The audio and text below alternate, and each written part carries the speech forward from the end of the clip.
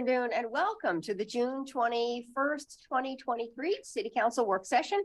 Thank you for joining us in this hybrid meeting format.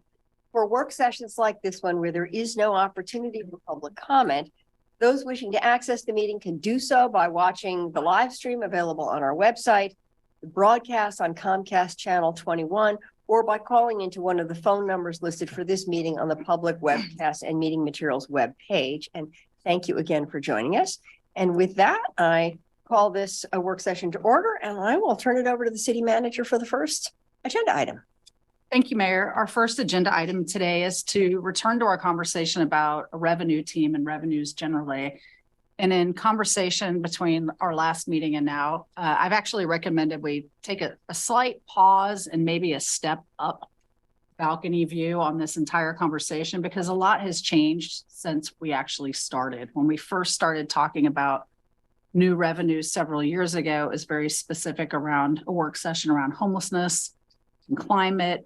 And we got into the budget conversations. We knew we had this future revenue around the unhoused and a lot of services that have gaps. However, what we hadn't anticipated was that we would have kind of a structural imbalance, which is kind of a different conversation than looking for funding for homelessness and climate. So I think as the legislature comes to a conclusion and it's becoming more clear what we are or aren't going to get in terms of some of those things, we thought it would be good to just have a bigger picture conversation about where do we need to go with revenue? What kinds of conversations do we need to have? And I think with that, I'll turn it over to Twyla to walk through some of what we've been thinking about and get your feedback. And then what I didn't want to do is have us rush into something and then say, wait a minute, this isn't exactly where we want to go. So it's a little bit of a pause. Great. Thanks. Thank you. Good afternoon, Mayor and Councilors. Twyla Miller, your Chief Financial Officer. And I have a few slides we'll go through today. So as Sarah was just saying, this was where we were going before, and we're suggesting we take an alternative road today, and I'll walk through a few pieces. So the budget that will come to you Monday night for approval for our biennium, so our 2023-2025 biennium budget, we know has a gap. So in the second year of the biennium, we have a structural gap that was estimated at $8.3 million at the time the budget was put together. And that really is to support the existing service system. We know that revenues are growing at a lower rate than expenditures, so we have a gap. Just to support the general services in the budget. Additionally, the budget also made some investments in some urgent needs areas. So we were able to repurpose some dollars to provide ongoing funding for things like downtown services and some other items. However, as Sarah just mentioned, we know we have a potential gap for unhoused services and some other components as we look to the future. So you've seen this slide before. This is really around the general fund, the elements to the general fund for a structural imbalance. Again, we have that inequity or that growth lower on the revenue side than expenditure side. And I would say this is actually across the service system. So there are many funds in the service system where revenues are growing at a lower rate than expenditures. They're either flat or in some cases declining. So this isn't just a general fund issue. And so we're looking system-wide as we look to this piece for the future. And so as I mentioned, the general fund structural gap is at $8.3 million. I think that will grow as we come in and update the forecast. We know inflation is higher than we have in many parts of the forecast, and there are other service pressures as we go forward. So $8.3 million is the starting place. It might be higher, more to the $10 or $11 million range. We'll be updating forecast numbers and things as we come in to the fall and get more information. And so when we think about this kind of what I'll call the general service gap, we know that that's in the second year of the biennium, and we need to either add additional revenues in that 8.3 to $10 million range in the second year of the biennium and or makes additional service reductions. And that's really just to support the general service system and not to add additional things to the services. And so this slide, really a lot of these things we've talked about before, but in addition to the budget we put together for the biennium, we have other areas where we don't have sustainable long-term funding. So unhoused, we know we have a $5 million gap with the current service structure in the 23-25 biennium. We're hopeful in continued conversations with state and county officials that we'll find some funding to support that gap, but that is an area that may come forward. Climate efforts in the 23-25 biennium, we have $1 million for staffing. So we have 3 ongoing staff supported in that service level. Additional efforts in that area on top of what we're already doing with existing staff would require additional dollars. In your 23-25 budget, we shifted how we fund HSC funding. So previously we funded those services, that service load with existing ongoing dollars. As part of this budget, we are shifting to one-time or limited duration funding using opioid settlement funds. And while I think there will be, as we receive those funds, we certainly will be able to support that most likely beyond the 23-25 biennium, but that is a limited term funding source. And when those funds are no longer received, we'll have to shift to thinking about how we fund that on an ongoing basis.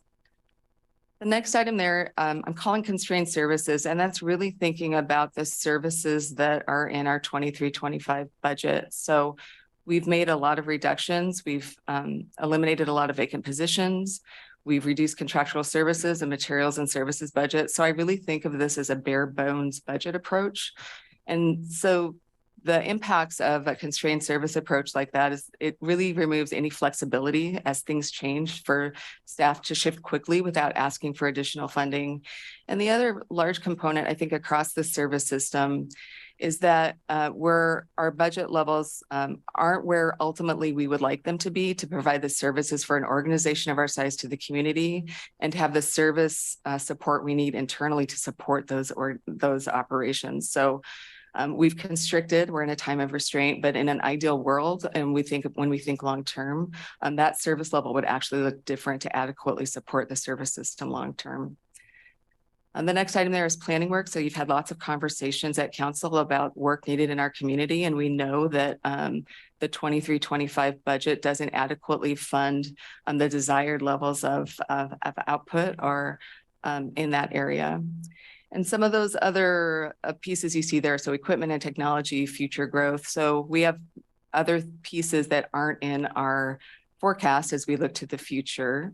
And as we know, our community will grow and we will need to provide additional services. And we always talk about unfunded mandates. So as things and initiatives come down from state and federal government, we don't know what the future holds, and those pieces aren't in our forecasting as well. Another item that's been talked about recently at council is the idea of a new fire station and the need for that in the community. And while finding the one-time capital dollars is one part of the equation, there's really an operational cost ongoing. And so staff currently estimated just kind of ballpark, just under $3 million annually to operate a new fire station. And we don't have those costs incorporated into any of our forecasting as well. So there are many other things as we think about needs of the future, but those are some of the things we've talked about and have come to council recently. And then the other piece there is really around community conversations. So oftentimes in the community, our partners will come and ask for funding or for us to partner in different ways for areas that might be out of our core service area. And so really the current conversation around the Eugene Emeralds Ballpark is just the current example of that conversation, but there are other conversations that occur over time. So when we think really about long-term and long-term financial planning, we always talk about the forecast, and we do financial forecasts for the city. And we look at all of the range of things here, and we try to forecast and use those tools to help us model the future. But as we look to the future, really a longer term, more comprehensive financial plan, I think, is really needed for our organization. And it's really kind of that critical first step in really developing a sustainable service system. And so when I think about a long-term financial plan, it's not just looking at revenues and expenditures over the forecast period, but it's also achieving organizational alignment with the strategic plan and our financial policies. Staff's going to come back to you in July with some updates on your strategic plan. It's looking at identifying unfunded liabilities, some of which we just touched upon. It's also looking at things like our long-term debt capacity, our ability to incorporate the analysis of economic and financial indicators as we look to the future, and then just understanding how our long-term financial liability impacts our priorities and goals of the organization as we look to the future. And so while I'll say we actually do all of those things at the city, they're in some ways they're siloed. So central finance handles many of those things. There are other fund managers and components out in the organization, but as an organization, we've never holistically pulled all of those pieces together to have really an organization all fund wide across all funds, long-term financial plan, which will be a key component as we look to the future. So as we look to the future, we've talked before about, short-term needs and long-term needs. So when we think really about what are those critical things coming up in the next 2 years, our biennium starts July 1st. So we're right on the eve of a new biennium. So we have our general fund service gap, which is about $8.3+ million. If we're unable to find additional funding for the unhoused efforts, we'll have a gap. We'll either need to find additional revenue and or make service adjustments. At the same time, we started our journey last year with priority-based budgeting and program, looking at things from a program view. So internally, the staff will continue that work to further refine that process and bring back more programmatic PVB type information for council and budget committee as we think about service reduction scenarios. And then that when you think about that unmet need list, there may be other items that council thinks are really critical in nature that we should consider as we think about the next 2 years. As we develop a long-term financial plan and address those short-term issues, all of those two components really will help influence that longer-term plan. So there may be some longer-term structural issues when we think about, even if we address an $8.3 million gap, we know overall with our property tax system, we still will have an ongoing structural issue. It doesn't solve the long-term problem. So we'll need to address some other solutions as we look to the future. And then this is really looking through those same components, but what are our levers? So we've talked about little R, big R. So little R revenues are those things that are more administrative in nature. Big R revenues are those things that are more policy items that would be directed by council. And then again, knowing that we need to take action within a year. It may not only be a revenue conversation, but we may need to have also a service prioritization conversation as well as we look to solve the short-term issues. And then again, some of those pieces that come out of those conversations may actually be long-term solutions as well. So we've talked this spring about revenue teams, and a lot of times we think of a revenue team as having a specific dollar amount with a specific problem they're trying to solve. And so we might be thinking about, like, for instance, the community safety revenue team that developed the payroll tax recommendation. We've also had other sustainable budget efforts at the city when we think about a deficit. So in 2010, we did have a Meeting the Challenge task force.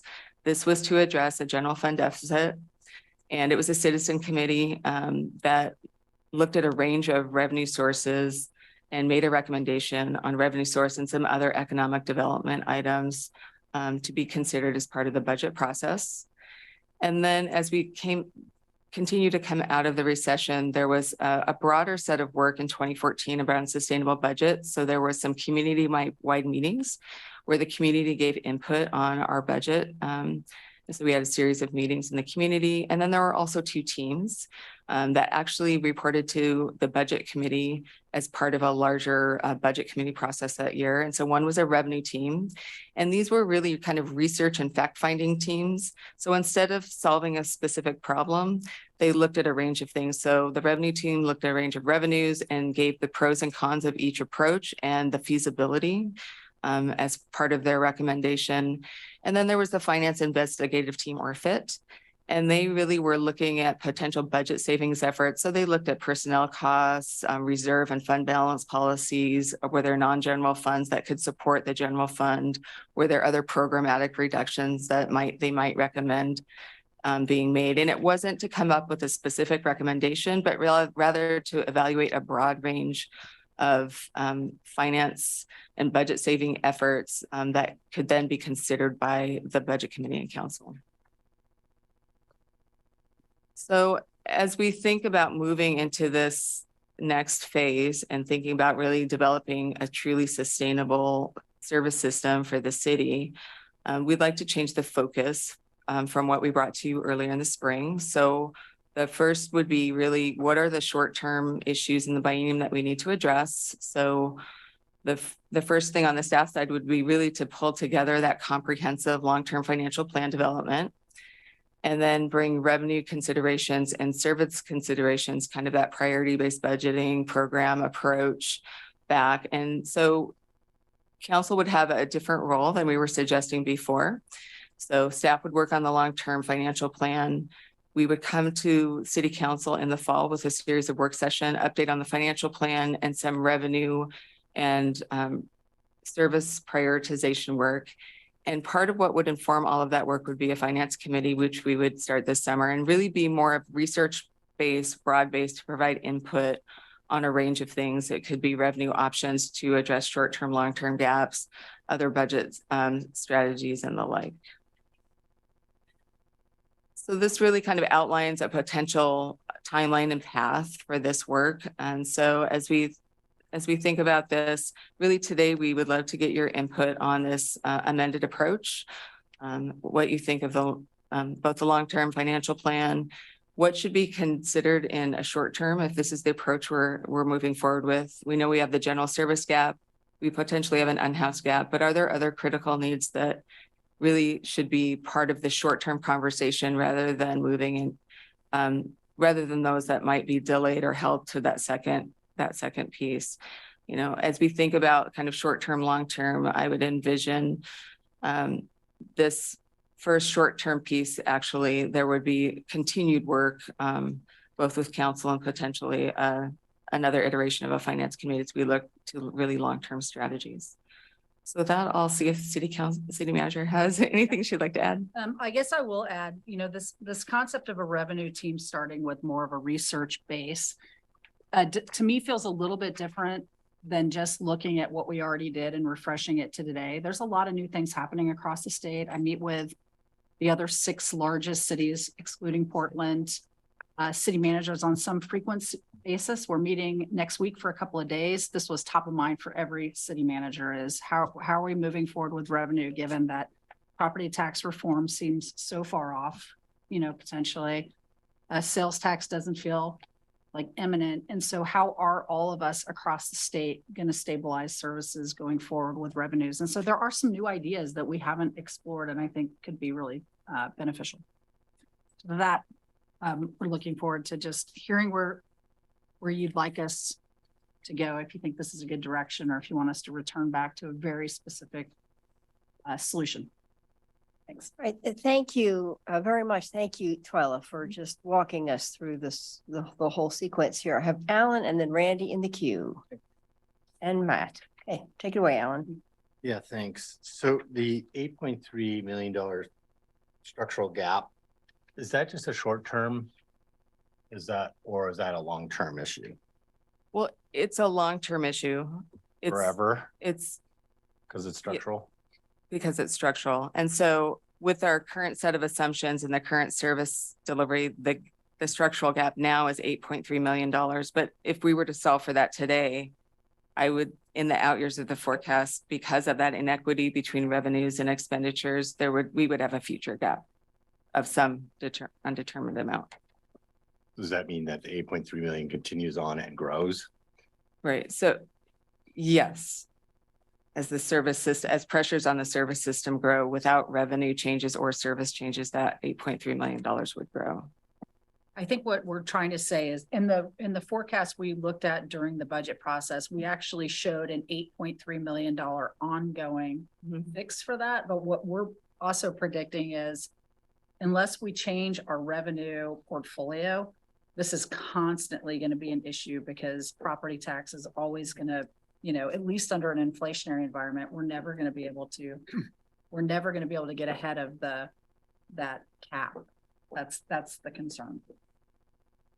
Yeah, because the cap is at 3% growth and inflation's currently at 4%, but dropping.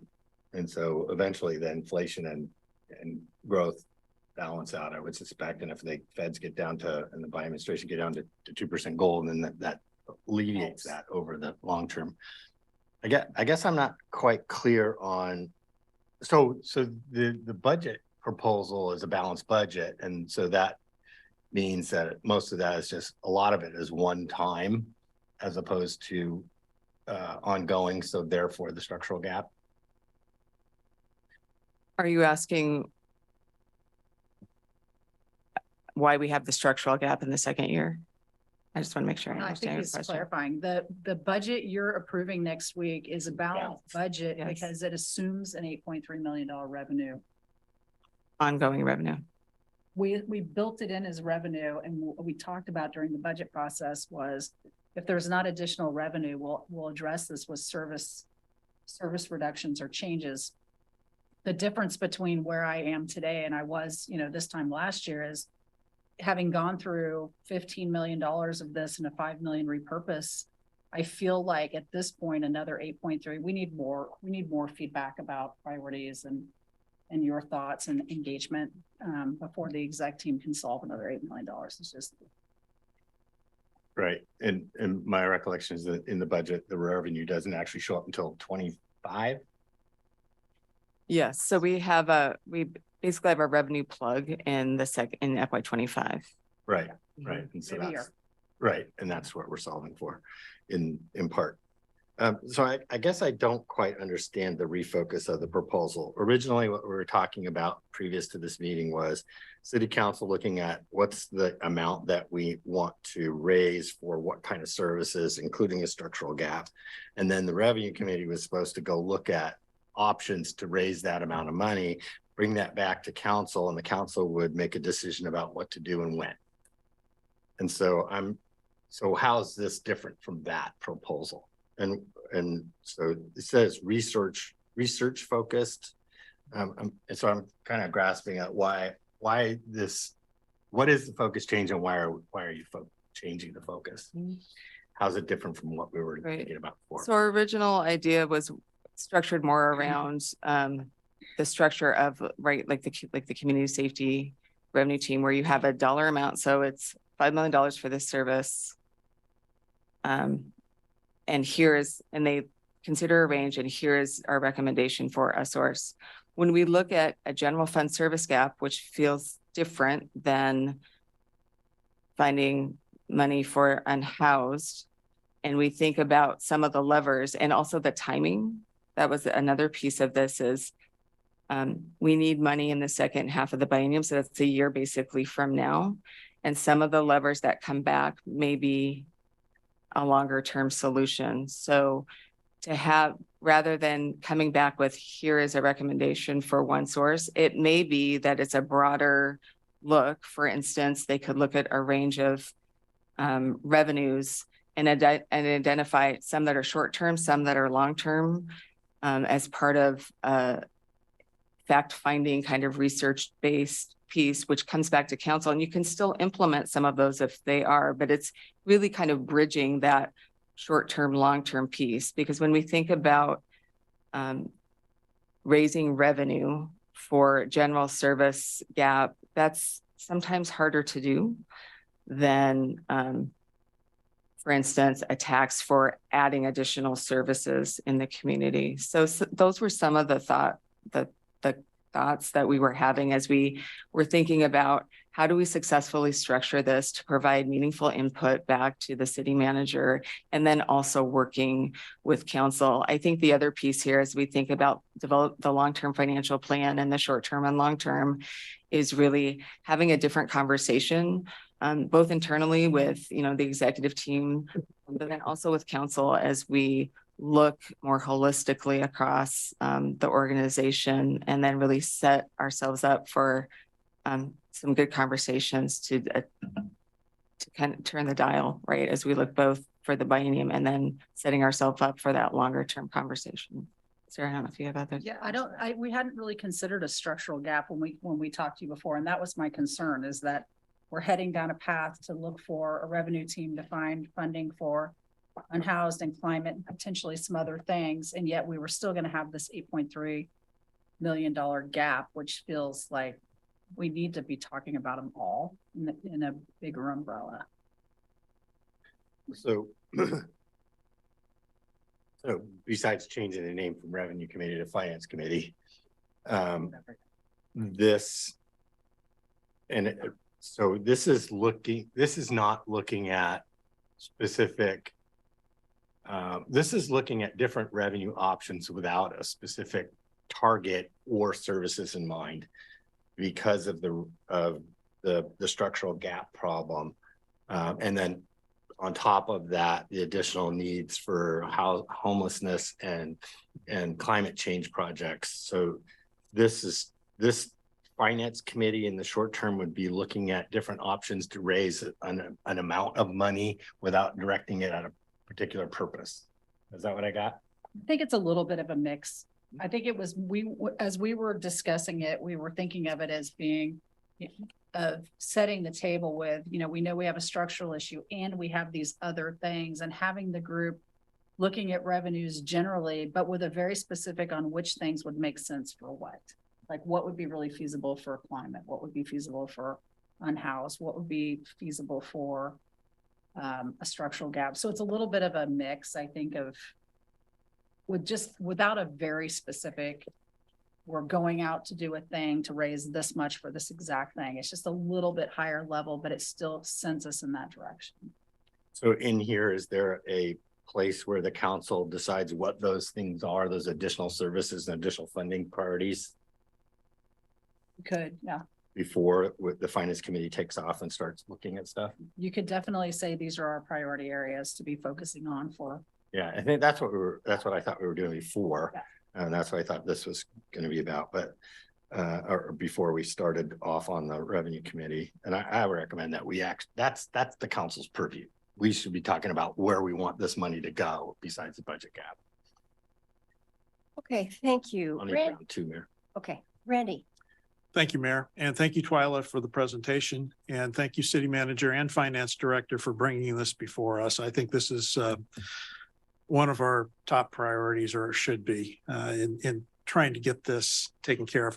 I'm going to start with a few questions, and then I'm going to go into kind of answering your question of getting feedback from council, if that's okay. Tax base growth. Do we have like a 10-year average that we've looked at to see, with new construction, things like that, that give us a kind of a handle on how our growth is? And if we do we have benchmarks with similarly situated communities so we can kind of see where we stack up? That's something, and I don't expect you to answer these right now, but I mean, I think I need more information to really understand and be able to dig into trying to figure out from a policy standpoint how we can help with this. Another one is evaluation of the impact of current residential projects coming off of MUPD. And I know that's not going to solve our deficit, but it might cushion inflation. And looking downstream, I think that's going to be helpful, that we know our base grows to here in year X, and looking at that progression. And then, man, I've got some ticky-tacky questions. I can find those out on my own. But for short term, I agree with Councilor Zelenka. I like the idea of evaluation of services and priority areas. I think we need to come at some point down to that discussion of what do we have to run a city and serve and protect our community. And I'm not talking just about public safety. I mean, we need a lot of things, but put those in some level of priority order. And that might help us in the near future if we have to reduce further. Also, I think it'd be helpful for me if staff entered into an evaluation process of the services provided and how they are delivered. The service delivery piece, sometimes we can make adjustments that save money. And I know you look at that all the time, but coming at it from a different angle might help produce some options that weren't there before. Crisis is one of the best motivators for invention. And I think we're kind of in a state of crisis that I would like to see us get out of an acute stage and get more to a managed stage. Oh man, I'm going to run out of time here. An evaluation of financial liabilities that can be shed. And I'll leave that just broad term because it could be a lot of different things. And then long term, and now the second round, Mayor, I'd like to talk about growing our tax base. Okay, thank you. Matt and then Mike. Thanks, Mayor. Twyla, I hope I'm quoting you correctly. It might be not quite verbatim, but I think I got the general gist of it. Never before have we as an organization had a comprehensive long-term financial plan. I would agree with that. I think we have components everywhere and we look at things and we know, but what I'm envisioning is slightly different, where it's really kind of that higher level across all funds, a living document that we work through and move. So it's different. It's a different view of things we're already doing throughout the organization, but it really is more holistic in my. Will residents have the same access that they do now online to play with the budget? I want to say it was launched 5 years ago, maybe, that interactive. Right. So we had the Socrata tool, which was interactive. We're replacing that with our digital budget book, which actually has more robust features than that tool. So that still is online. So it's not only our budget document, but you can actually go in and look at different pieces and get a lot of information. So that will still exist. It's encouraging to hear. I'm not quite channeling my inner Mike Clark, counselor, but like Mike, and maybe for different reasons, I'll be very clear. I say that with respect, my friend.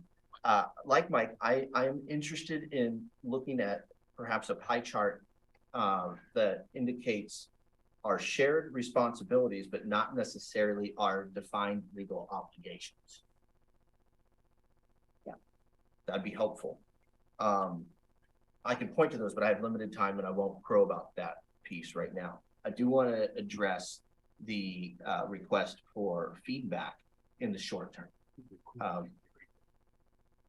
And my feedback is threefold.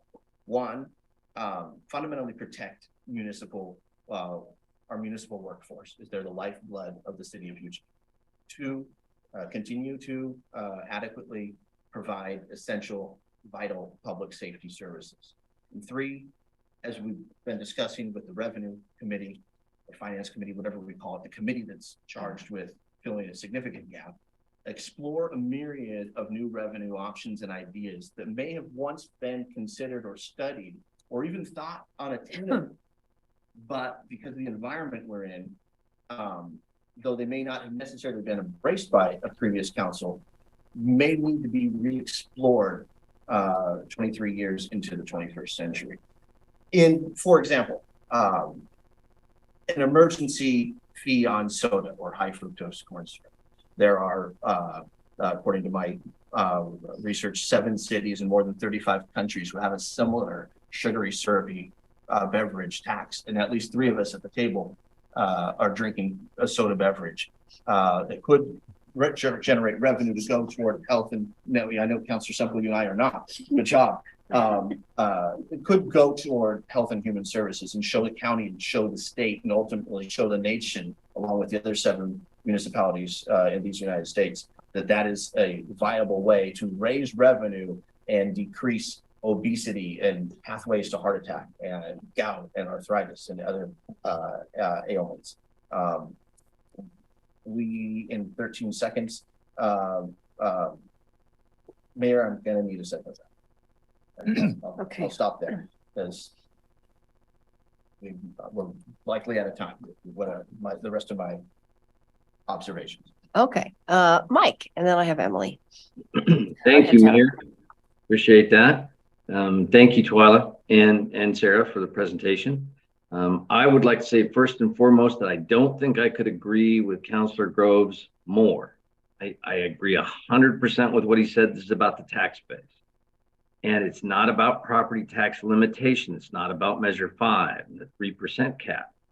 It's about the fact that our tax base hasn't grown over the last several years at a sustainable rate. And we haven't, in my opinion, done the things necessary to see that happen and to encourage it and enhance it. But we have decided to add significant increases in expenditures to address other issues. And that's the part that makes it unsustainable for me. We've decided to add another, 5 or 6 million in expenditures with one-time monies, federal monies and state monies towards the unhoused, and without a conversation around how do we keep this ongoing. And baked into the budget, we assumed it was an ongoing service. I appreciate my friend Councillor Keating's statement. I'll go as far as he didn't in that, which is I would love to see those things which we are mandated by law to provide, and those things that we have decided to provide, those services that are a decision and not mandated for us to provide, so we can compare that adequately, and especially with expenditure growth over time. I have heard my colleagues reference this, and I have read it in the reporting around our Human Rights Commission as well. There are an awful lot of folks who seem to have the sentiment that we have some sort of legal obligation to provide shelter for people as a municipality. And if that's the case, I would love to have some education perhaps about why that someone thinks that's so. But as I understand it, that's a decision we're making, and it's not a mandated service by a municipality.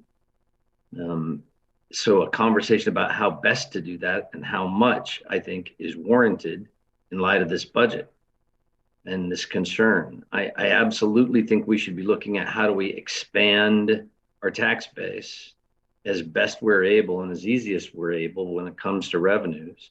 I do think we need to have a conversation about how to cut some quickly growing expenditures that we are able to do that aren't mandated on us, so that we have the ability to address that structural budget issue. But I have a never-ending supply of ideas about how we might grow the tax base, which is where I hope the conversation goes. Thank you. Thank you. Okay, Emily and then Jennifer. Thank you, Mayor. Thank you, Twyla. I appreciate this evolution of what we might do. Times have really changed since the community safety revenue meetings. We didn't have a gap then, and we felt like we had that one really specific need, and we had a number that we were trying to get to, which meant many of the smaller taxes would just be crazy making and not bring in the money. So I really appreciate that this has evolved into including our 3 big efforts, but also the gap. The general fund is crying for help right now, and that's everything, not just our 3 priorities. And we need everything so we can work on those other things. Couple of smaller things. Sustainability Commission would like some sustainability representation on the team. What happened to the fleet garage? It seemed like 5 years ago it was about to fall down and all our vehicles were in danger, and I haven't heard about it since.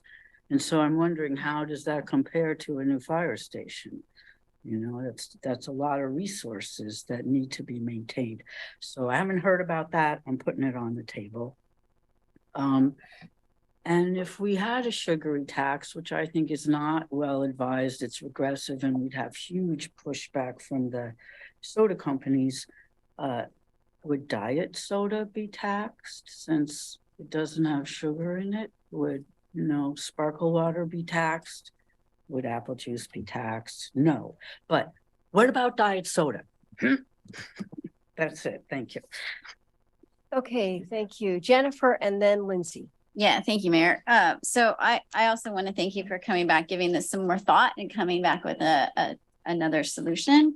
I think this makes a lot of sense. It gives the group, whatever we decide to call them, a little more flexibility, which I think is never a bad thing, because once you get into these discussions, sometimes you might have something that like this would really work, but not for the very specific thing we're talking about. And my understanding is that this would give them the opportunity to suggest something that wouldn't have fit our other things that we were discussing. So I think considering our situation, we need to be very flexible when we're looking for solutions. So I'm in full support of this small change. My only question would be if we need to have some type of prioritization discussion that seems to be very popular on council. That sounds like a long conversation to me for us to come to an agreement on that type of a decision. And I'm wondering how that would be at all feasible with getting this group going. I'm not sure that's realistic for how, like, we need this team to start working if we're talking not that long down the road that we need this money, or we're going to have to make serious cuts. So I don't know how you're feeling about that. I don't know how Twyla's feeling. I'm thinking about all of these things are going to have to overlap. So I want to address a couple of things I heard. One thing was around have we ever had a long-term financial plan? I would say it's similar to our strategic plan, where we've had multiple departments with really excellent planning and strategy around certain things like transportation and growth, but we've never had it across the board. This is very similar. We have really good Moody's bond rating because we have really great financial expertise, but it's never been wrapped into one story that starts to talk about our tax base, our costs, our future, all of how these things play together. So I think I just wanted to mention that. As I'm imagining it, I'm thinking that, part of what at the end of the day, you end up with a matrix that has a set of revenues, sets of amounts that could potentially produce. And then the priorities, first set of priorities is that an eligible use for, work with the unhoused as you determine what our right role is. Resilience items like fleet or other emergency type stuff, climate, structural gap, fire and EMS, you could be working through that. So the prioritization discussion will start with, as we go through the PBB process, how things start to get aligned or prioritized is based on the questions you ask. And we'll start to work through, like, what are the right questions? Do you agree with those questions? And then we can work through like how that lines up if we have to make additional reductions. And I think these things will happen kind of at the same time. The value of getting a team together is, one, to just start engaging folks on the council and the budget committee and community on a deeper level into these topics, so we have a starting place. I think we'll continue to need to come back here to say, where do you want to go with these now that we have this information? Do you want it? Do you want, because for me, there's still questions around the unhoused, like what's our role versus the amount we need, climate, is this a priority, or should we focus on what the opportunities are right now? So there's different approaches for each of these.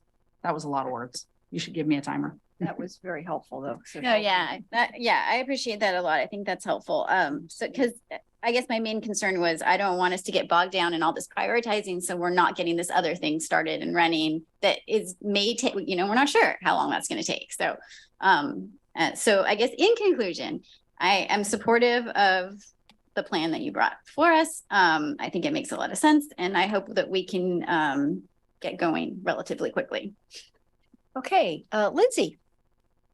Yes, thank you. And thank you for the presentation. I have to admit, I was a little bit thrown by this kind of change in trajectory. In the past sessions, we had been really focused on honing in and being more specific, and now we're really broadening that focus. But I absolutely do agree. We have to take care of a structural gap before we can look at other priorities. So I appreciate you coming in and helping us get there. Obviously, we have a lot of other counselors too that have good ideas and pieces that we need to address. I think that flexibility will help us to really dive in and hopefully come up with some really good pathway forward, that long range planning. So I am in support of this, but I do have a question around how we will be appointing members to the committee. Will that be an appointment process, or will it be an application process? So currently, the way that it was imagined was this group was not a council committee, but was actually advisory to me. And so I think in the past, the way we've done that is I think the mayor has made recommendations around who from the council, who from the budget committee. I can't remember exactly how we did it. I think we outlined it in one of our previous AISs. Yeah, so generally the way those worked in the past is we work with the mayor on council interest in serving on the committee. Citizen members of the budget committee indicate their interest to the chair, and we bring those to the mayor and council president. And then if we're including other groups, there's usually a list that is also brought as part of those considerations. So in the past, I believe we brought it to Not when it's a committee that reports solely to the city manager. And I may be thinking of some of these committees that we've done in the past have been actually budget committee subcommittees, and those may be the ones I'm thinking of actually. We could bring you back, if you have recommendations for that. I think we should work on this and make sure we have it dialed in. I can send you an update on that and meet with you. Yeah. So generally it will be city manager decides the committee based on recommendations from mayor and it could be an application process. So if there's a way in which, we want to open it up more broadly, we can certainly do that. It's not we've done both.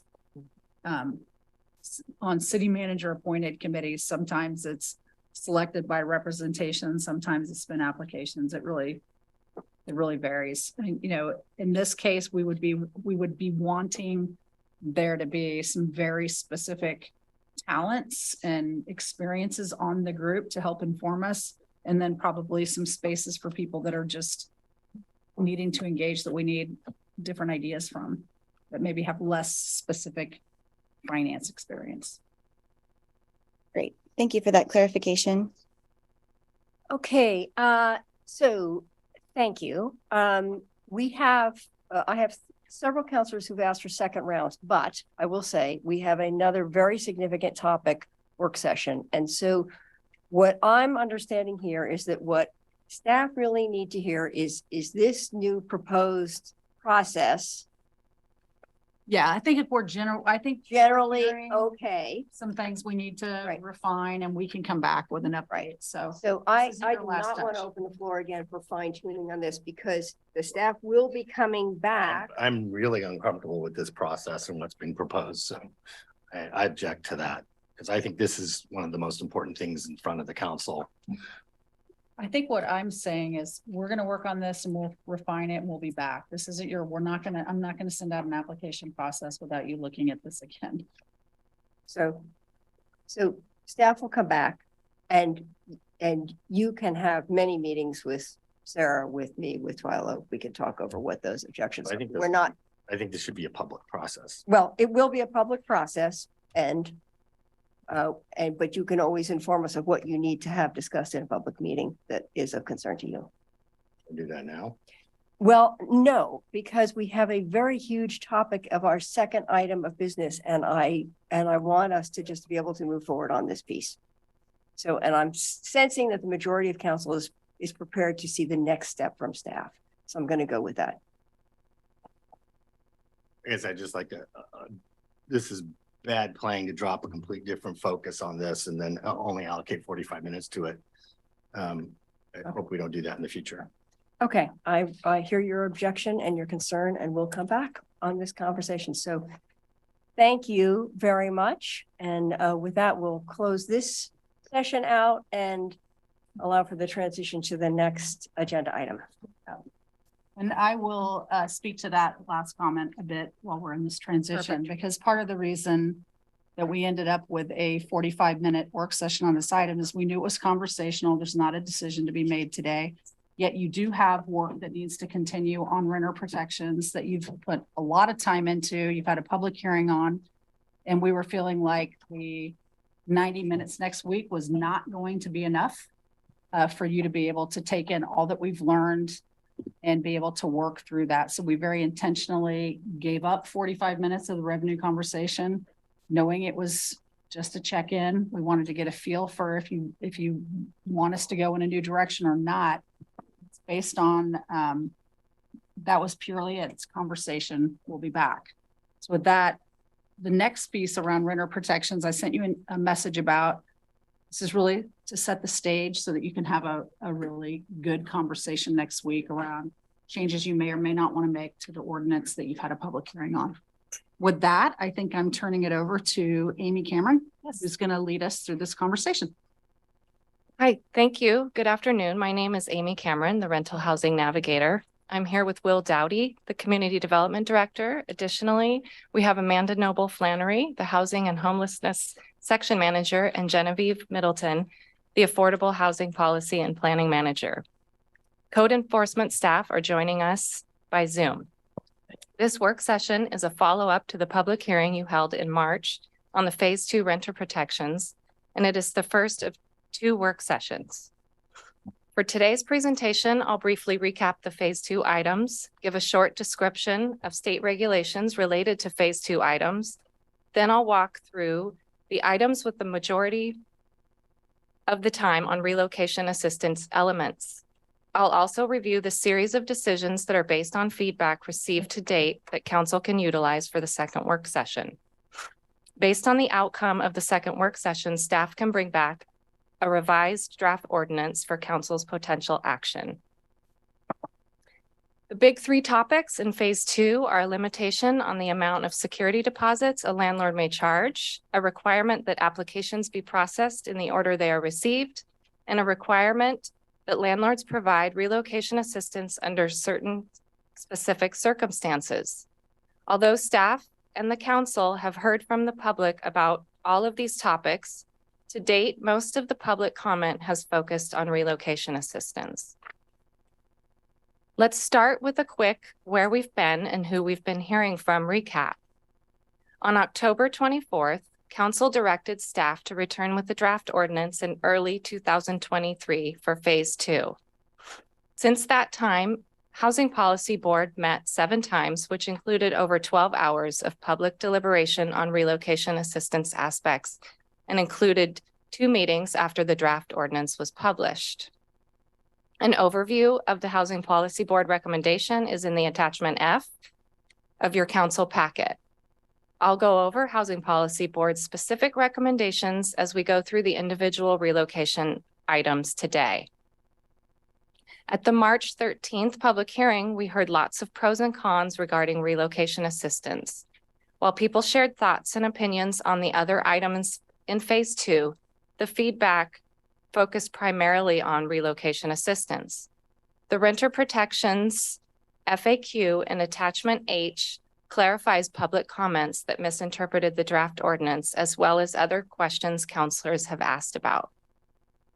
We've also had follow-up conversations with landlords and tenant advocates. Because of the inherent power differential between them, it's been important to get feedback from landlords and tenants separately. We've included in your packet attachment G, which describes protections state law already provides related to Phase 2 items. In short, for security deposits, there is no state cap. For processing applications, there is no rule for the order of processing. And related to relocation assistance, the state requires that the landlord pay the tenant 1 month's rent for relocation assistance if the landlord uses one of the landlord-based reasons to terminate and has ownership interest in 5 or more units. This table outlines the administrative and programmatic adjustments that would help the ordinance work better in practice. A complete summary of the proposed changes to the ordinance, as well as public feedback on the items, is in this package, is in attachment C. We bundled the items so that council can use motion A in the AIS if you would like a revised version of the draft ordinance with this package of adjustments. Shown in the far right-hand column are the material changes in motion A. Increase the additional security deposit allowed for risk factors to 1 month's rent.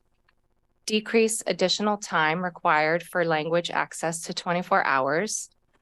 Define repeated violations. Allow evicted tenants to file a complaint for eviction notices.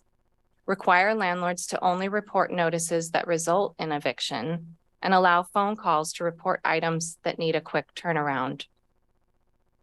This package of changes are based on feedback from the public and code enforcement staff, and community development staff agree that these proposed changes make sense and will help the Renter Protections Program to function more efficiently and effectively.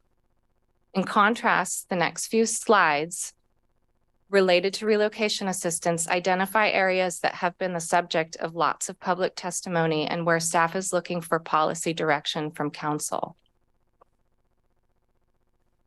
Now, I'll walk us through each of the relocation assistance components from the draft ordinance on the following slides.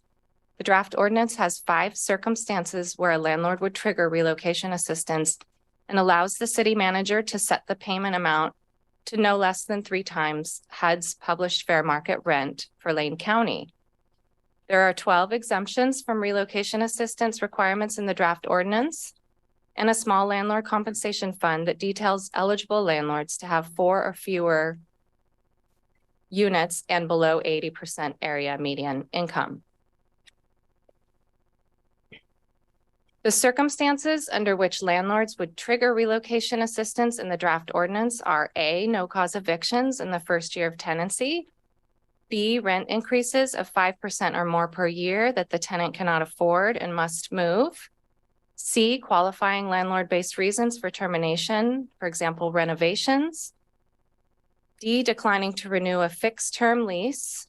E, conditioning renewal or replacement of a lease on substantial changes. Housing Policy Board recommended including the above triggers.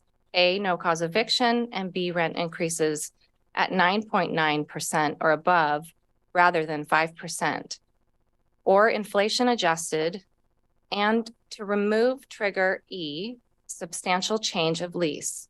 Also, they had no majority vote on C, qualifying landlord-based reasons, or D, declining to renew a fixed-term lease. The draft ordinance allows the payment amount to be set by the city manager not less than 3 times the HUD fair market rent for Lane County. Housing Policy Board voted to recommend using the current monthly rent as the basis for the payment for the sake of simplicity and not needing to track down HUD's fair market rent. We've also heard that relocation assistance payments would add financial risk to landlords that would need to be offset. This has been speculated at looking like increased rents to maximize limits, tougher screening, or potentially selling of units. Alternatively, we've heard that the cost of moving on the fly requires thousands of dollars at once, and more than half of all renters are housing cost burden with limited to no savings.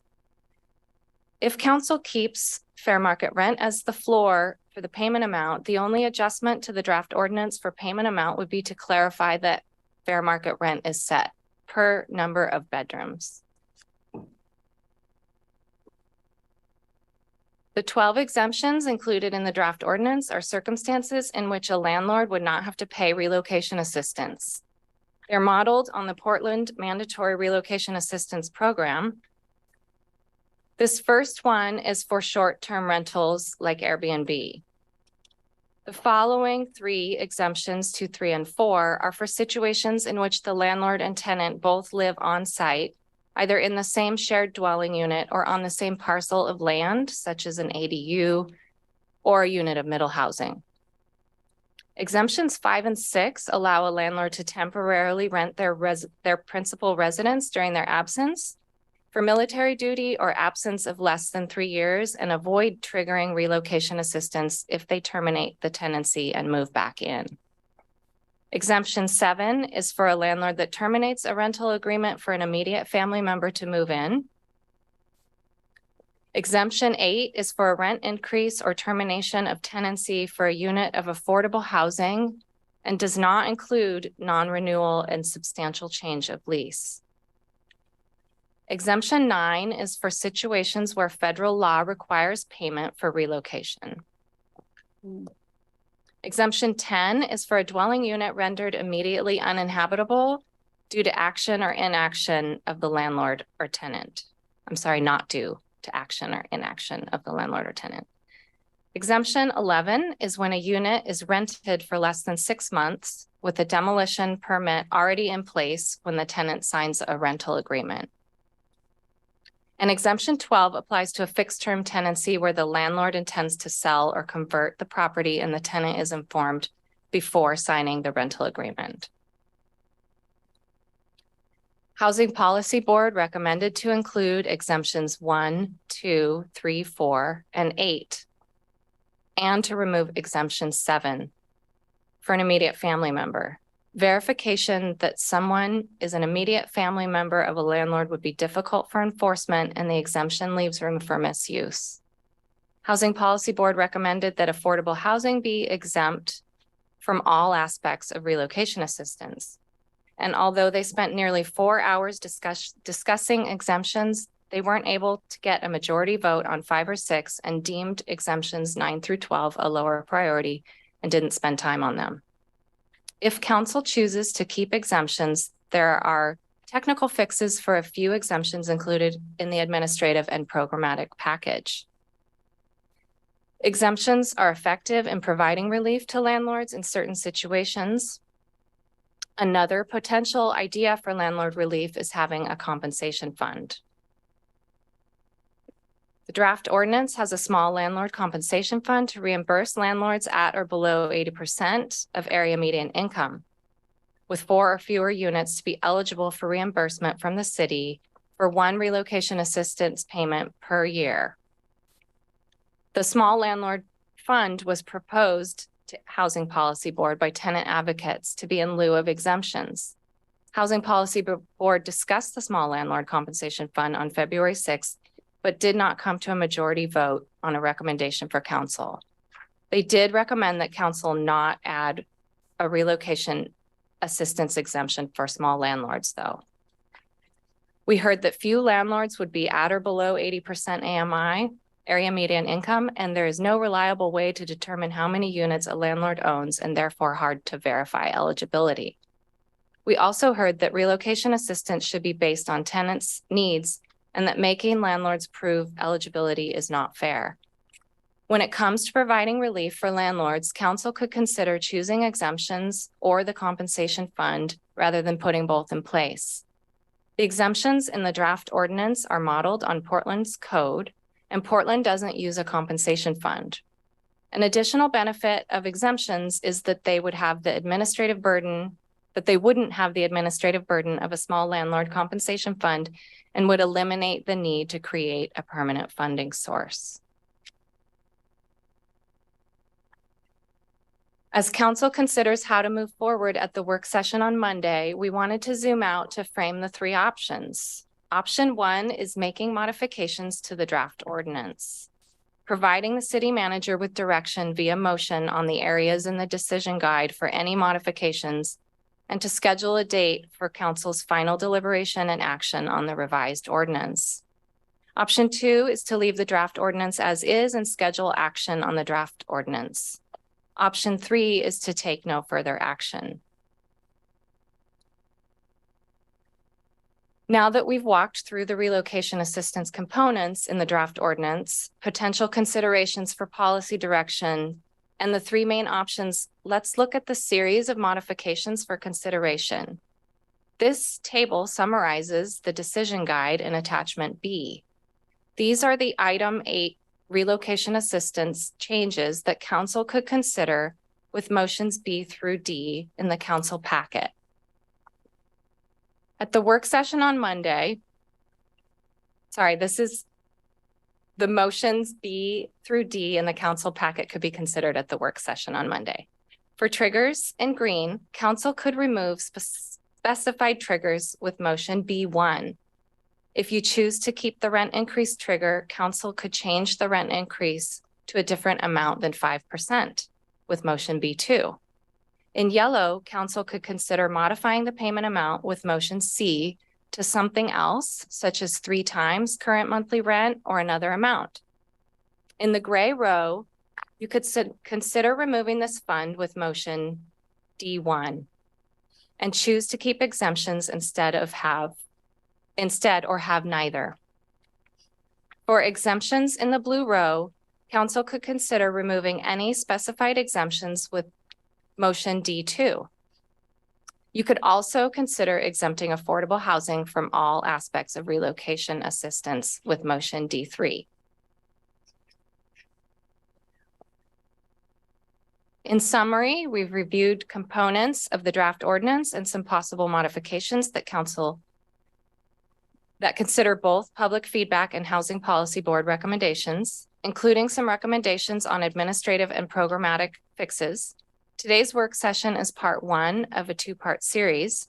As a reminder, direction received at the work session on Monday is not the final direction on the draft ordinance, but rather on any revisions to the draft ordinance and whether you want to have potential actions scheduled. Please consider this approach for the 2-part work session, with today's time being an opportunity for initial comments in advance of the 90-minute work session on Monday, where we would like your direction on revisions to the draft ordinance. The 4-block grouping of the series of potential motions A through D are provided in the AIS for your consideration. Thank you. Okay, thank you very much. And I want to make sure everyone has a chance. I have Alan in the queue first. Yeah, thanks for organizing a very complicated thing. This is a lot to get your head around. And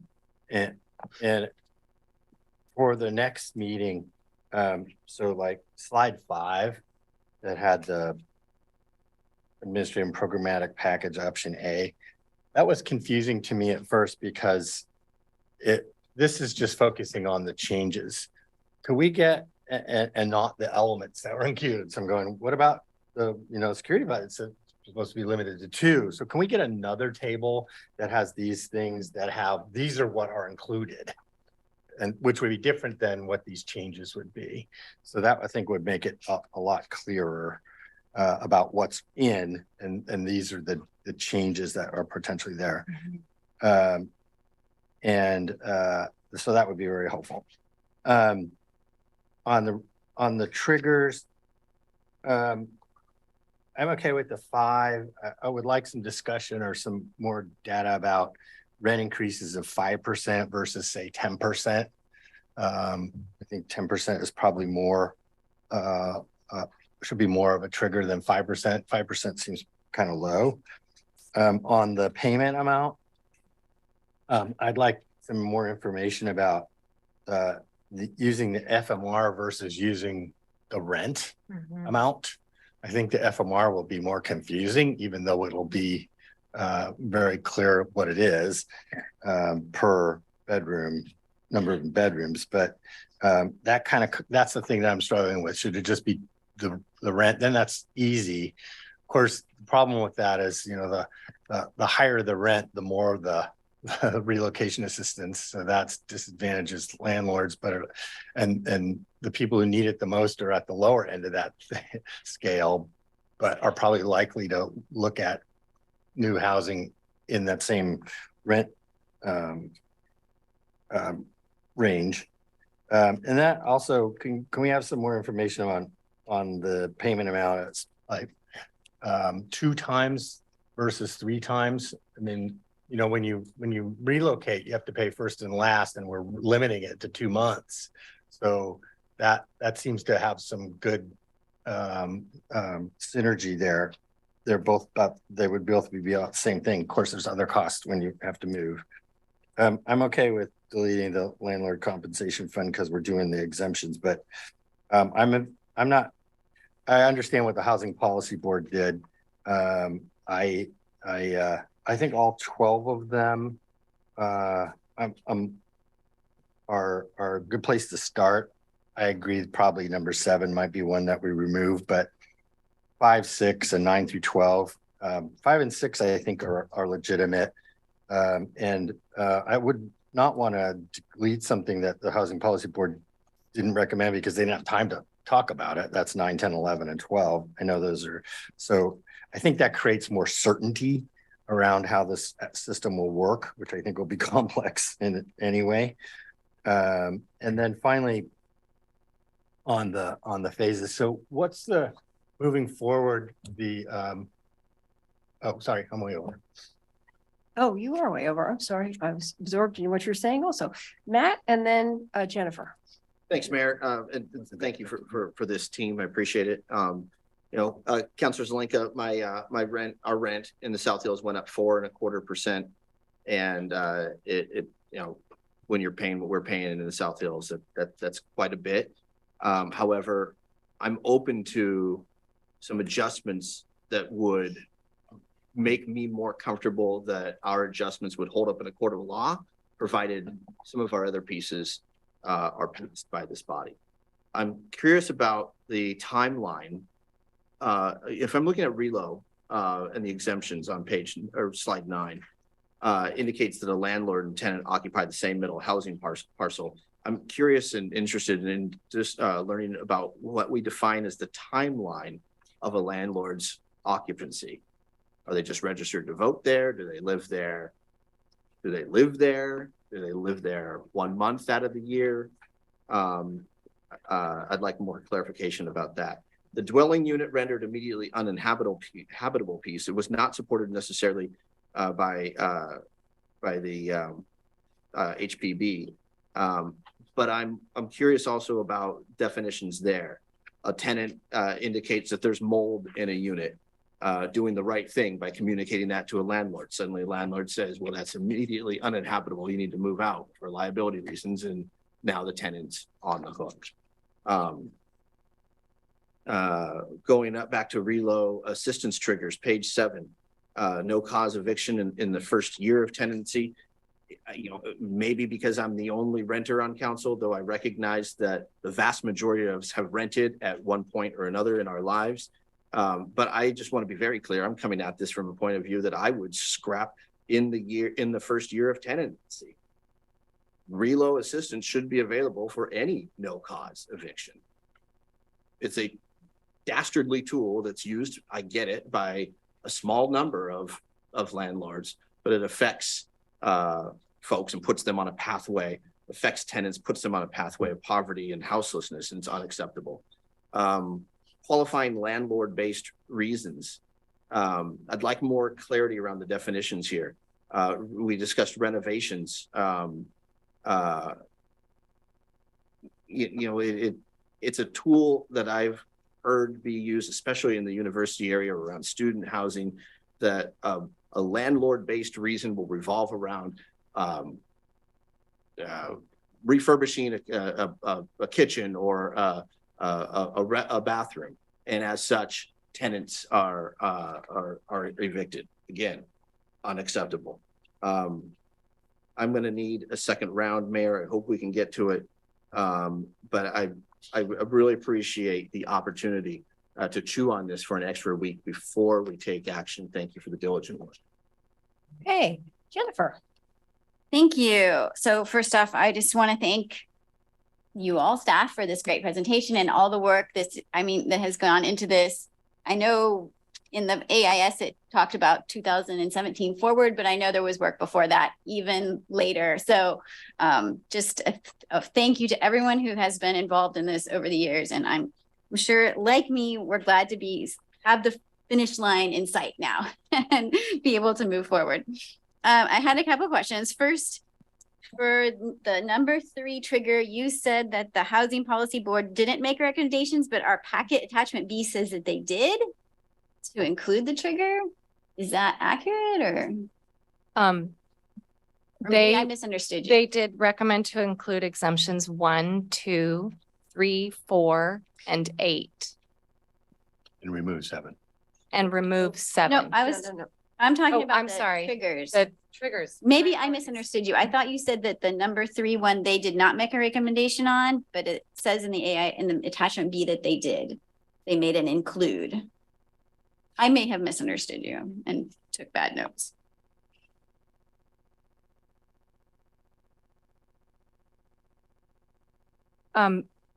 They recommended to include the legal no cause evictions, the rent increase with an adjustment to the percentage, and the qualifying landlord-based reasons.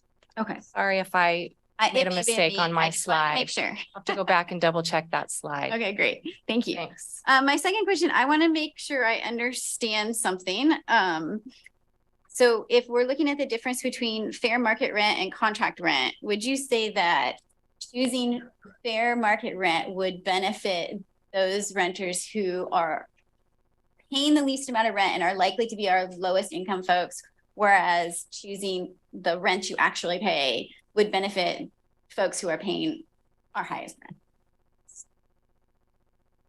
So that if our goal is to help those who are our most low income folks in the community, and if that was our only consideration, that it might be better to choose the fair market rent. Unless you have some, I think that sounds like something we need to go back and see if we have any information that would give us one answer or another. Right. I'm just trying to figure out, we have these two choices.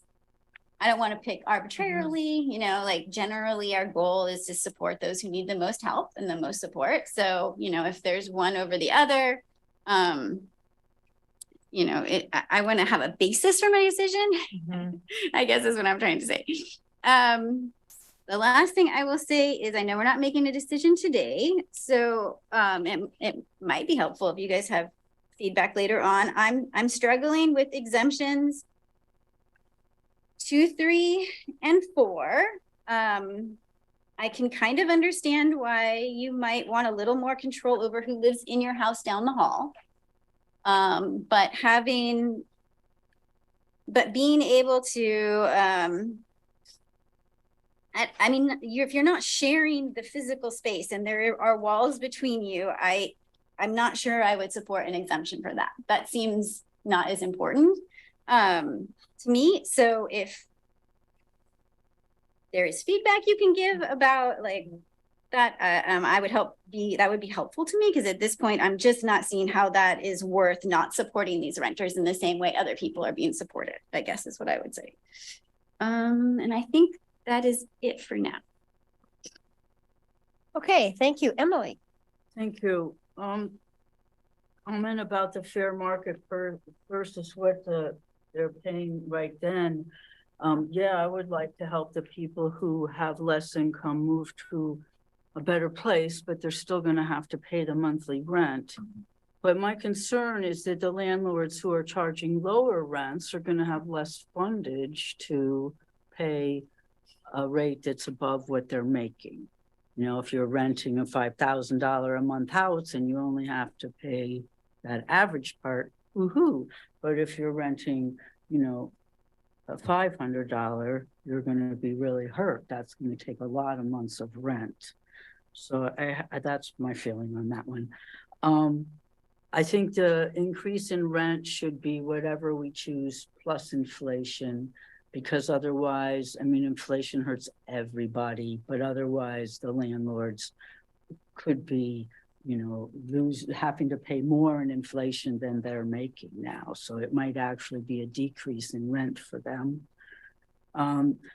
The landlords on site 2, 3, and 4, I don't think those should be exempt.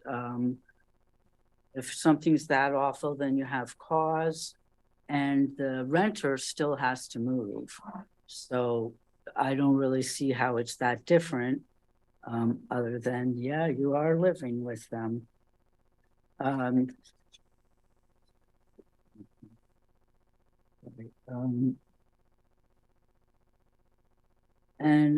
The same one for 5 and 6.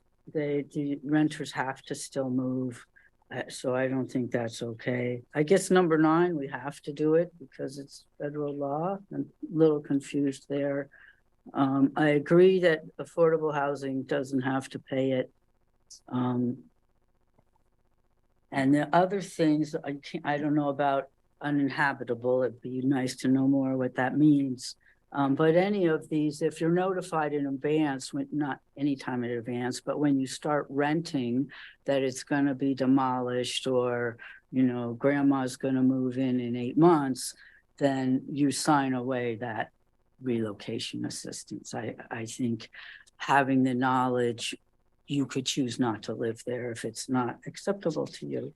So I look forward to next week's discussion.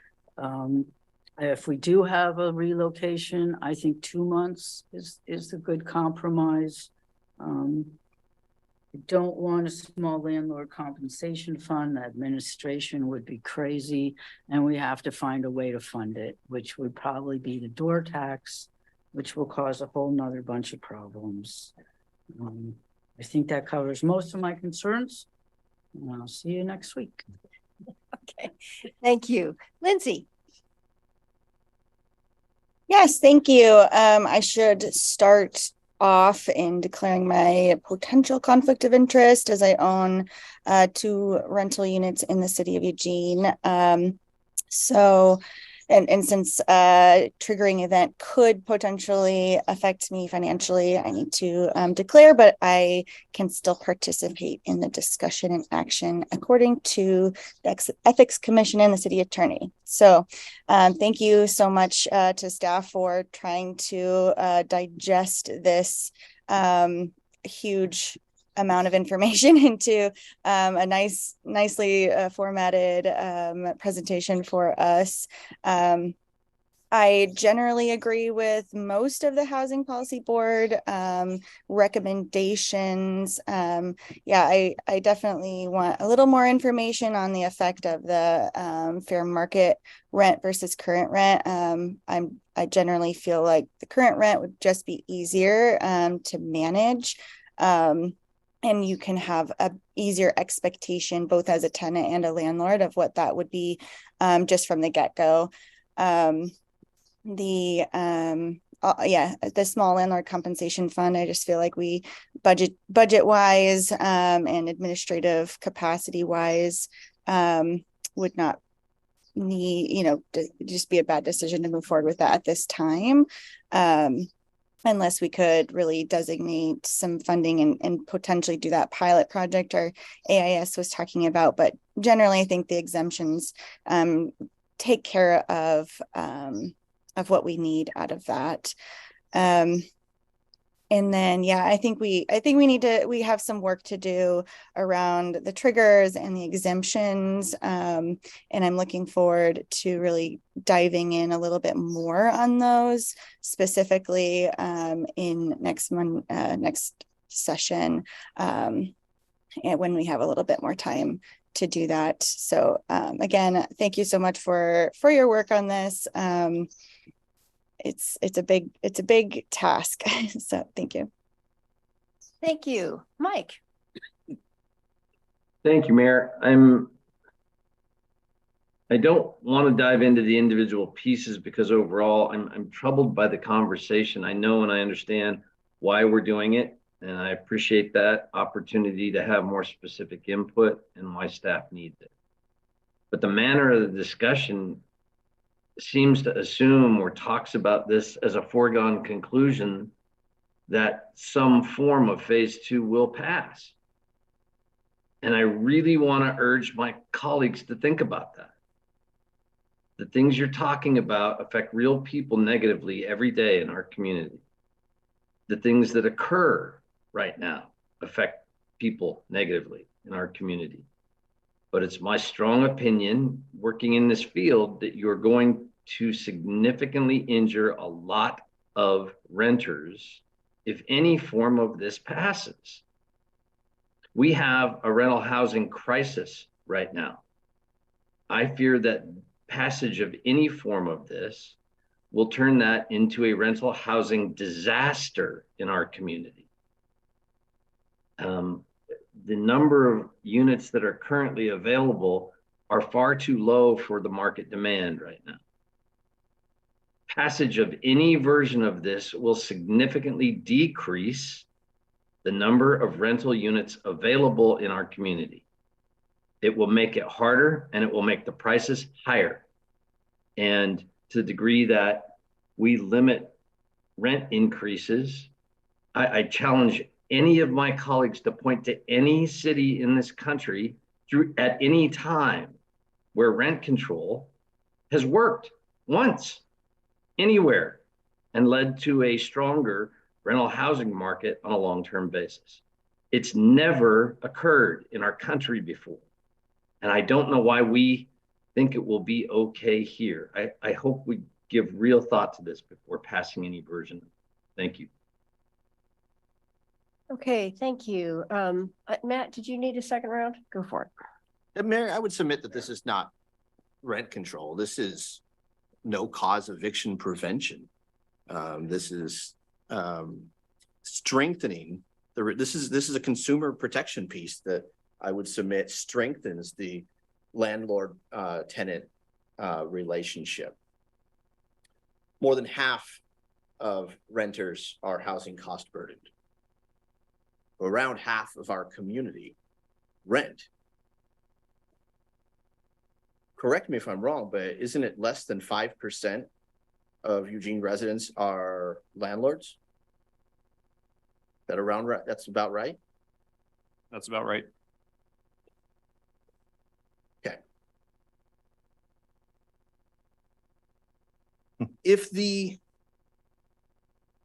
we buy into the talking points that these consumer protections will suddenly result in decreased units and people will sell their properties, aren't there tenants, myself included, so I think I know the answer to this, who are paying far more than they would pay for a mortgage anyway, and then they would be able to, not necessarily they, but someone would be able to purchase said home, and likely even some tenants?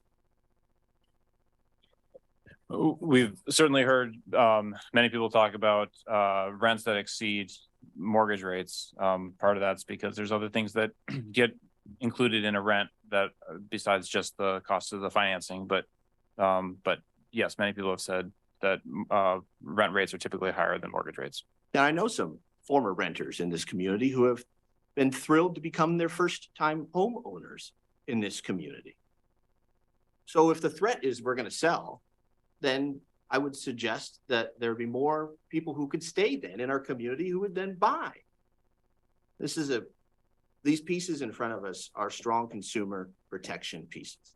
Like I've heard, I would agree that looking at monthly rent rather than FMR seems to make sense. Finally, if we were to go with a small landlord fund, I get that it's complicated, but I have a whole host of ideas as how to fund it, including but not limited to non-owner occupied Airbnbs, increasing penalties across the board for livability offenses, not maintaining your lawn, not bringing your trash cans, using the street for storage for long-term parking of inoperable vehicles or boats or trailers or RVs, increasing the TLT, the transient lodging tax. Some of these I wanted to talk, fees for trees, increase or assess a stronger fee for tree removal from folks' properties. Fees for trees, that FFT program could go toward the general fund or this concept of a small landlord fund. I could be in 3 seconds convinced otherwise about the landlord fund, Mayor, but I appreciate the opportunity for a second. Great. All right, Alan, and then Mike, and then we'll wrap Move up. to extend 10 minutes. Okay. All in favor of extension for 10 minutes? 1, 2, 3, 4. Opposed? 2.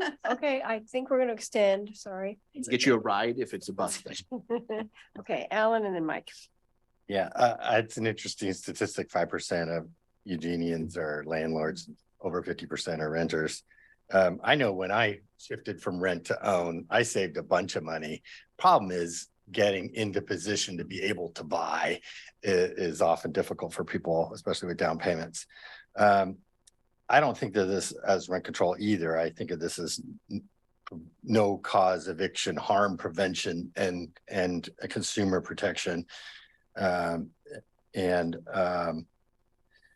of the things that I wanted to mention before was that I initially had an objection to processing the applications in order because I thought if someone's living in your house, that's a pretty big decision to just have a random allocation of whoever is quickest on the button.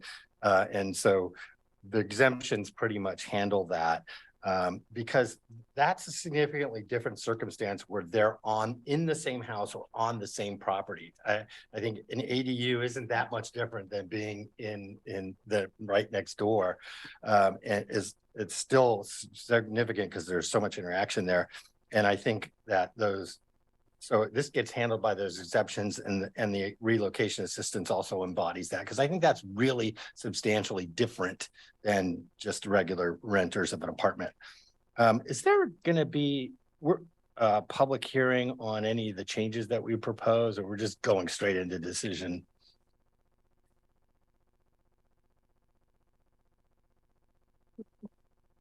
Brings up the issue of how substantial are these changes.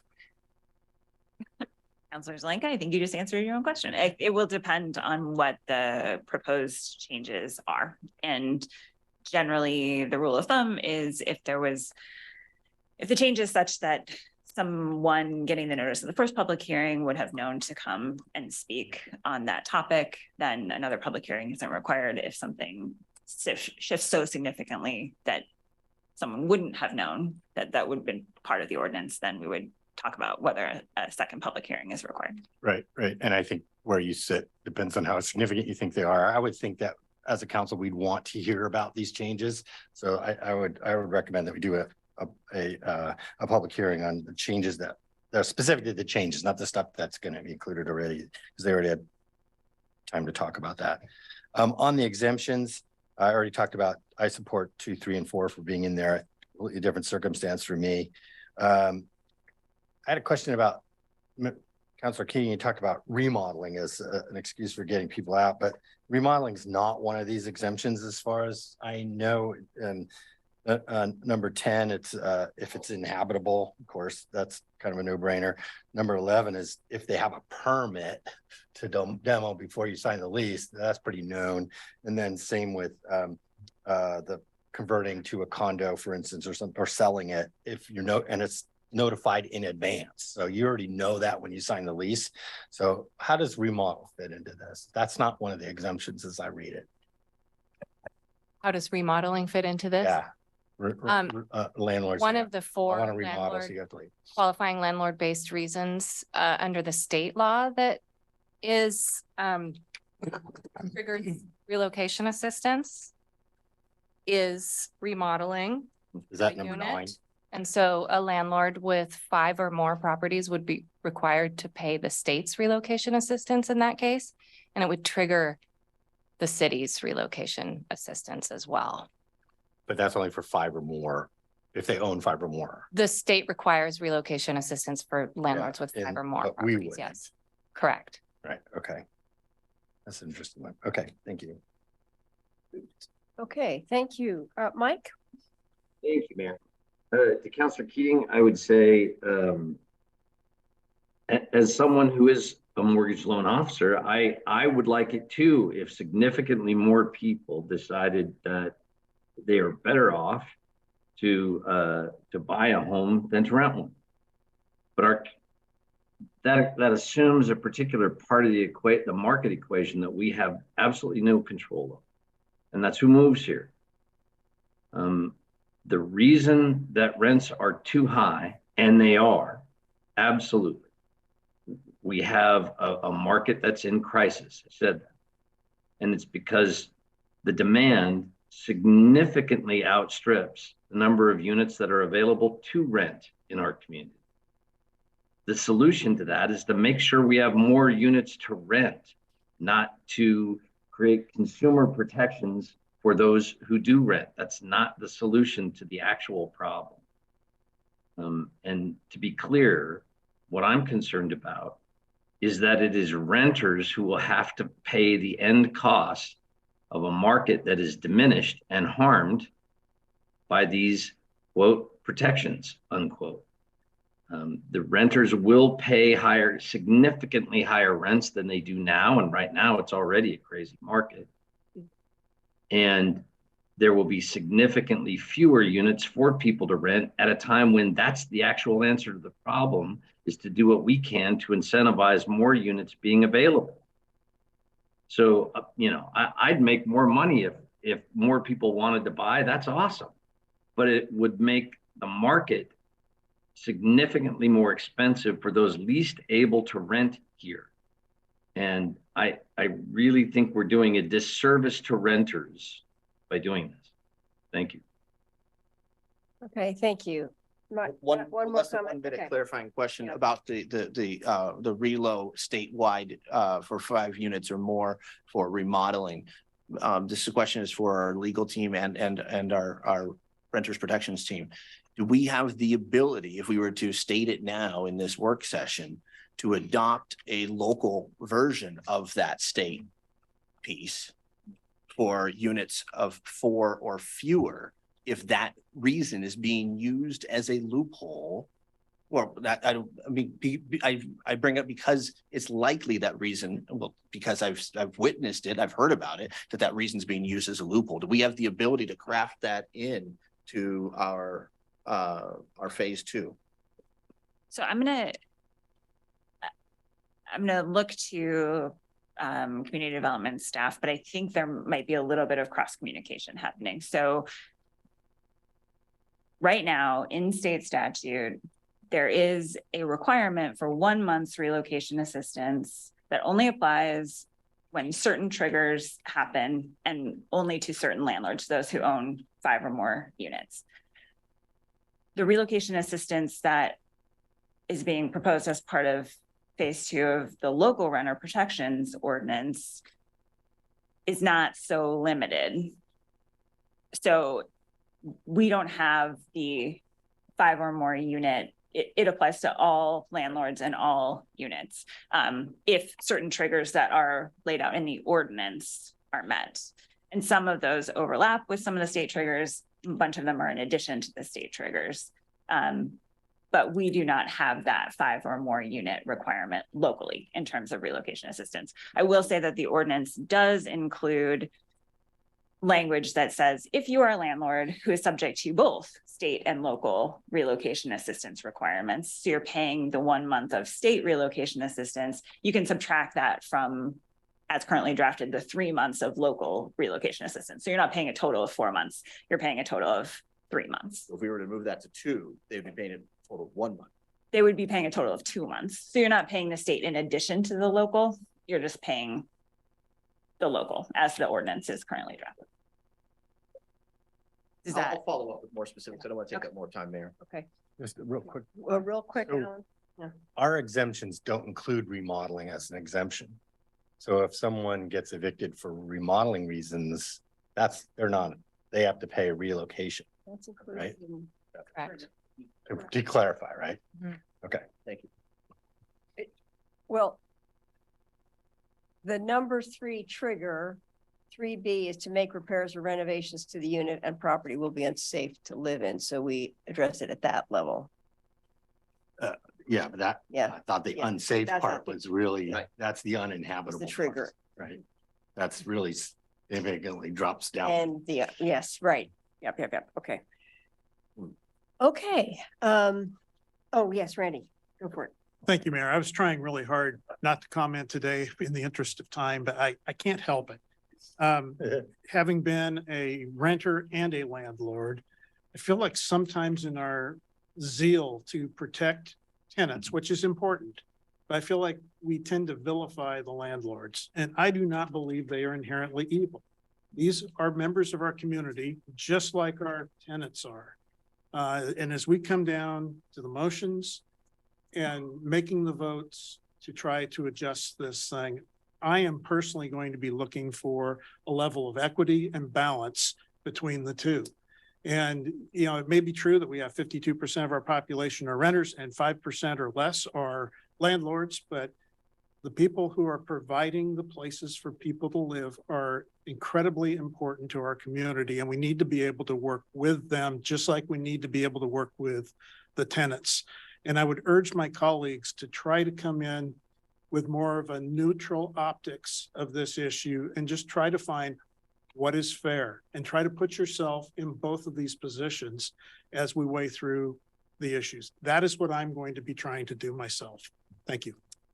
Okay, thank you. And that's a good tone to wrap it up. I just want to say two things. One is we are looking for that balance of how do we protect people who are vulnerable in this market, and how do we not unnecessarily negatively impact landlords, but finding that balance. I will just say to the exemptions 2, 3, and 4 with the landlords living on site or sharing the property, that is a specific protection directed at small landlords. I mean, that's why that exemption is there. So if someone is living in one side of a duplex or one unit of it, that person probably by definition is a small landlord. So it feels to me that that is a good exemption to stay in there if we're trying to protect those smaller landlords. So I'll just put that out there. But I really appreciate the conversation. I also really want to appreciate staff for kind of working in super high gear in order to come to council 5 days earlier than you had